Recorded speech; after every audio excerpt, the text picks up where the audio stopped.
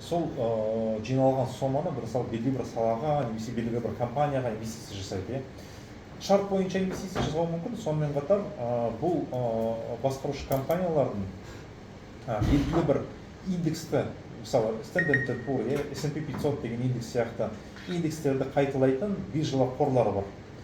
Мысалы инвесторлардан $1 миллиард ақша жинап алады. Сол $1 миллиард S&P 500-қа кіретін акцияларды қандай мөлшерде тұр, сол мөлшермен сатып алады да, сол қордың акцияларын, яғни пирог ретінде қарастырсақ, бір пирогын сізге акция ретінде сатып жүреді. Сонда сіз соны сатып алсаңыз, осы ETF қорының акциясын сатып алсаңыз, сіз ішіндегі кіретін 500 компанияның бағасы өссе, сіз сонымен бірге табыс табасыз. Бұны біз ETF фонд дейміз. Жалпы сіз индекстің өзін сатып ала алмайсыз, бірақ осы индекске кіретін компаниялардың акцияларын қайталап отыратын ETF фонды сатып алсаңыз болады. Мысалы, Standard & Poor S&P 500-ті қайталайтын ETF фонд, ол SPY, немесе Vanguard'тан бірнеше ETF фондтар бар. Енді бұл кішкене қиынырақ болуы мүмкін сіздерге, бірақ егер мысалы сұрақтарыңыз болса, мен әрқайсыңызға телефон шалып, WhatsApp-пен хабарлама жіберген, маған жазып берсеңіздер болады, мен сізге қай сайттардан қарауға болады, соның ақпараттың бәрін жіберемін. ETF фонд енді сіздерге қиынырақ болуы мүмкін, онда ары жалғастыра берейін. Егер сұрақтарыңыз болса, қоя беріңіздер. Жоқ, қиын емес, айта беріңіз. Жоқ, қиын емес, ETF. ETF түсіндіңіздер ғой, ETF не екенін. Келесі слайдта біз мына Netflix деген компанияны білетін шығарсыздар, стримингтік сервис, әлемге әйгілі сериалдар шығарады. Сонымен қатар, егер ол жерден подписка жасап, айына бір $8-10 подписка сатып алсаңыздар, сол тек қана Netflixте көрсетілетін фильмдер, сериалдар көре аласыздар. Осы компанияның акциясы әрине фанд дейтін индекске кіреді. Бұл жаңағы Америкадағы ең алып компаниялардың бірі. Осы компанияның кестесін көріп отырсыздар. 22 жылдың қараша айында акция бағамы бір $240-260 шамасында болған. Ал қазір осы шілденің басында акция бағамы $441 сатылып жатты. Тағы да бір мысал келтірейін, жаңағы iPhone ретінде. Егер осы қараша айында сіздер $1000 iPhone емес, осы Netflix компаниясының акция сатып алсаңыздар, қазір сіздердің табысыңыз $700 болатын еді. Егер $1000 сатып алсаңыздар, 72%-ға өсті, жалпы $700 табыс табатын едіңіздер. Ал неліктен өсті деген сұрақ болатын болса, әрине бұл жерде компанияның неден табыс табады? Компания өз подписчиктерінің ұлғаюынан табыс табады. Егер мысалы Netflix-тің подписчиктері алдыңғы жылы 2 миллион болса, әрқайсысы бір $8 төлеп отырса, бұл компания мысалы осы қараша айында Wednesday деген жаңағы сериал шығарды. Ол сериал жаңағы тұтынушылар арасында, көрермендер арасында фурорға ие болып, бәрі осы сериалды көру үшін подписканы сатып ала бастады. Подписчиктер саны 2 миллион, мысалы 4 миллионға дейін өсті, яғни компанияның табысы ұлғайып жатыр ғой. Егер компанияның табысы ұлғайып жатса, инвесторларға бұндай компаниялар ұнайды, және инвесторлар бұндай компанияны сатып алуға тырысады. Соның салдарынан акция осындай қысқа мерзімнің ішінде 72%-ға өсіп кетуі мүмкін. Мына келесі слайдта осы көрсетілген, жалпы пайдаланушы, яғни осы подписканы сатып алатын клиенттер саны ұлғайып жатса, ал сіз осыны көріп, оны біліп, оны түсініп, мысалы алдын ала осы компанияның акциясын сатып алсаңыз, сіз акционер ретінде 72% табысқа, осы қысқа, осы жарты жылдың мерзімінде осындай табысқа ие бола алатын едіңіздер. Келесі слайдта Apple мысалы көрсетілген. Apple-ды білесіздер бәріңіз. Әрбір әлемдегі азамат жаңағы Apple телефонын сатып алса, бір рет жылдан жылға оны жаңартуға тырысады. Планшет, ноутбуктар сатылып жатыр. Сонымен қатар олар жаңағы Apple Music-тан табыс табады. Ал кезінде мысалы осы Уоррен Баффет сияқты ұзақ мерзімді инвесторлар кезінде Apple-ды $10-20-30 сатып алған. Қазіргі таңда Apple акциясы $190 тұрады. Сонда көптеген инвесторлар өз капиталын 10-20-30 есе көбейтіп отыр. Егер ұзақ мерзімді инвестиция жасаңыз, осындай Уоррен Баффет сияқты әрине бір белгілі бір кезінен кейін миллиардер болуға да, атануға да болады. Қор нарығында миллиардер болып атану өте оңай осындай жолмен. Microsoft мысалында қарастырып өтейік, иә, Microsoft білесіздер, операциондық жүйені сатушы, иә, әлемдегі ең бірінші орында тұр. Әлемдегі компьютерлердің мен есебім бойынша мүмкін қателесуім мүмкін айтишниктер болса толық ақпаратты беретін шығар. 72%-дан көбі, я 75%-дан көбі әлемдік компьютерлердің осы Microsoft операциондық жүйесін қолданады. Сонымен қатар олар жаңағы Microsoft Word, тағы да басқа программалар бар, иә, облачный система дейді, Azure, солардан табыс көреді. Ал сіз осыны көріп, компания монополист ретінде әрі қарай өсе береді деген ойда болсаңыздар, акционер болып, осы компаниямен бірге, яғни өз табысыңызды ұлғайтсаңыздар болады, иә. Бұл жерде өйткені акционер болу оңай, платформадан брокерлік шот аштыңыздар, акцияның, компанияның тауарын, иә, немесе қаржылық жағдайын талдадыңыздар, оны сатып алдыңыздар да, мысалы келешекте 1 жылға, 2 жылға немесе 10 жылға өз портфеліңізде қалдырдыңыздар. Ал компания, әлемдік компания, ол жерде әлемдік жаңағы басқарушылар, мысалы жаңағы олар басқарып сізге табыс әкеліп отырады. Бұл жерде жаңағы стакан, кесте деген нәрселерді бұрын, мысалы, осылай көрсеңіздер, енді осы семинардан кейін мүмкін басқаша көретін шығарсыздар, иә. Стакан деген, яғни өтінімдер жинағы, өтінімдер журналы, бонд деген, ол тек қана бонд 0,7 емес, ол сонымен қатар облигация, және акция дегеніміз, ол жаңағы магазиндерде көретін акциялар емес, тауарлар жаңағы, екеу алсаң, біреуі тегін деген сияқты. Ал бұл құндағаз деген білімдеріңіз болуы мүмкін осы семинардан кейін.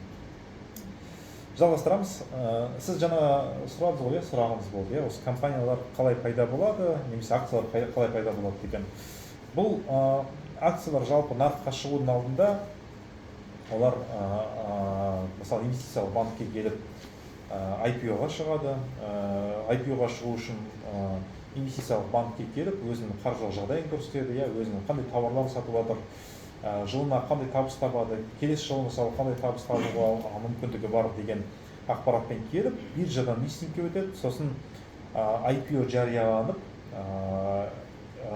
инвесторлар қауымына осындай бір мысалы 2-3 айдан кейін өзіміздің акциямызды ұсынамыз деген хабарлама таратылады. Егер акционерлер бұл компанияның болашағы зор, яғни болашақта үлкен табысқа ие болады деген сенімге болса, онда бұл компанияның акциясын сатып ала бастайды. Егер сұраныс көп болса, әрине акция құны өсе бастайды. Жалпы акциялар осылай пайда болады. Яғни инвестициялық банкке келеді компания, одан кейін биржаға шығарылады, сосын инвесторлар қауымына ақпарат таратылады и акция саудалана бастайды, биржада саудалана бастайды. Қатысушылар, құрметті қатысушылар, бізде сосын нарықта тағы осындай түсінік бар, бастапқы және қайталама нарық дейді, орысшасы первичный и вторичный рынок. Оның түсінігін біз жаңағы жылжымайтын мүлік нарығымен салыстырып өтейік. Егер сіз қор нарығында құнды қағаздарды компанияның өзінен IPO нарығы бойынша сатып алып жатсаңыз, бұны біз бастапқы нарық дейміз. Бұл жылжымайтын нарықпен салыстырсақ болады. Егер жылжымайтын нарықта, мүлік нарығында сіз мысалы пәтерді застройщиктің өзінен, құрылыс компаниясының өзінен сатып алатын болсаңыз, бұл первичный рынок, бастапқы нарық. Сол сияқты бұл жерде де, егер сіз мысалы IPO-ға қатысып, осы қараша айында Қазмұнайгаздың IPO-сына қатысып 8406 теңгеден лимиттің өзінен сатып алсаңыз, бұл бастапқы нарық болады. Ал егер мысалы қазір сатып алсаңыз, сол қайталама нарықтағыдай, бұл қайталама нарық деп аталады. Өйткені бұл жерде сіз компанияның өзінен емес, басқа инвестордан сатып алып жатсыздар. Келесі слайдта тағы да түсініктеме берілген. Жалпы қайталама нарық бұл мысалы Apple, Microsoft компанияларының акциялары, олар 1882 жылы нарыққа шыққан. Содан бері әрине өз иелерін бірнеше жүз мәртелік ауыстырған. Егер сіз қазір мысалы Microsoft сатып алсаңыз, бұл қайталама нарыққа жатады. Егер сіз жаңадан мысалы Америка нарығында немесе біздің елде осы Air Астана мысалы келесі жылы нарыққа шығып IPO ретінде өз акцияларын сатып жатса, онда сіз бастапқы нарықтан сатып аласыздар акцияны. Биржадағы стратегия туралы айтып кетейін. Инвестор бұл дивиденд алу үшін компанияның бизнесінің өсуінен ұзақ мерзімге табыс алуға мақсат қояды өзіне. Инвестор көбінесе компанияның акциясын сатып алса, мысалы 10 жылға өзіне бір мерзім қою мүмкін, немесе 5 жылға мерзім қою мүмкін. Біз бұл стратегияны инвестор деп атаймыз. Келесі стратегия бұл спекулянт. Спекулянттар қысқа мерзімде максималды пайда табу үшін ең ыстық идеяларды жүзеге асыруға тырысады. Менің клиенттерім мысалы көбінесе спекулянттар. Өйткені мен жаңа брокер ретінде клиенттеріме айтып отырамын, мысалы Apple қазір техникалық тұрғыдан жақсы бағада тұр, мысалы қазір сатып алыңыз, бір айдан кейін 10%-бен сатып жібереміз. Немесе кеше бізге осындай бір ақпарат беріп отырамыз өз клиенттерімізге, немесе біздің телеграм каналдарымызда бар, ол жерде біз клиенттерімізге сондай талдаулар беріп отырамыз клиенттерімізге. Мысалы осы жақында Chevron мұнай компаниясын сатуға кеңес бергенбіз, сатып алуға кеңес бергенбіз.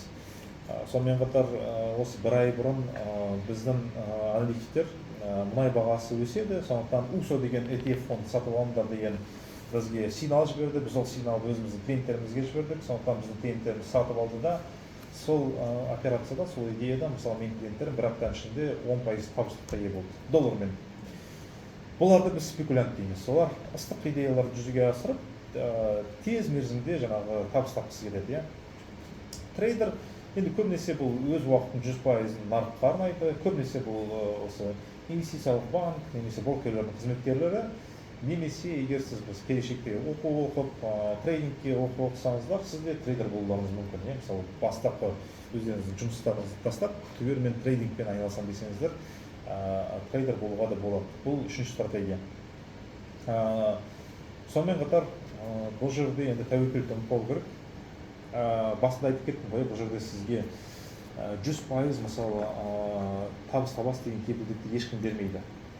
Инвестиция салып, мысалы табыс табам десеңіздер, мен былай консервативті инвесторларға беретін кеңесім, бір үлкен сомалар болатын болса, мен оларға айтамын. Мемлекеттік облигацияны сатып алыңыз, мысалы ақш-тың, Қазақстан Республикасының облигацияларын жылдық есеппен 3% жаңағы доллармен табыс табасыздар. Банктегі табыстан 3 есе көп, бірақ тәуекел өте төмен. Мысалы мына жерде көрсетілген графикте 1,5-2% тәуекел бар. Енді бір коллапс, бір экономикалық бір коллапс болып жатса, әрине облигациялардың бағалары белгілі бір мерзімге түсіп кетуі мүмкін. Егер мысалы дағдарыс болып жатса экономикада. Бірақ көбінесе бұл жерде енді мемлекеттік облигацияларда 3% кепілді табыс табуға болады. Өйткені енді мемлекетте банкротқа ұшыраған жағдайлар болды, бірақ бұл сирек кездеседі. Корпоративтік облигациялардан сіз 3-15% табыс табуға мүмкіндік аласыздар, бірақ бұл жердегі тәуекел 5-7%. Қор индексі, яғни large caps акциялары, бұл дегеніміз жаңағы Microsoft, Apple, Nvidia деген компаниялардың акцияларын сатып алсаңыздар, жылдық есеппен доллармен 15-20% табыс табуға болады. Бірақ әрине дағдарыс болып жатса, естеріңізде ме, осы 20-шы жылы ковид болып жатқан кезде нарық бір мезетте 2-3 күн ішінде 30%-ға түсіп кетті. Ондай жағдайларда болып тұрады, ол да мүмкін. Сондықтан бұл жерде сіздің активтеріңіз бір 7-15%-ға түсіп кетеді деген тәуекелдер бар. Өйткені болашақты ешкім болжай алмайды. Ертең не болатынын кім біледі. Тағы да дағдарыс болып жатса, немесе тағы да ковид болып жатса, бәрі мүмкін. Сондықтан акция сатып алсаңыздар, ол жерде сіз жоғары тәуекел болады. Егер сіз орта немесе шағын компаниялардың акцияларын сатып алсаңыз, немесе IPO-ға қатыссаңыздар, ол жерде 20-60 немесе 100% табыстылыққа ие боласыздар. Бірақ бұл жерде тәуекел өте жоғары. 15-40-100% тәуекел болуы мүмкін. Егер сіз активтеріңіз жоғалтатын тәуекел бұл жерде өте жоғары. Жалпы неғұрлым табыстылық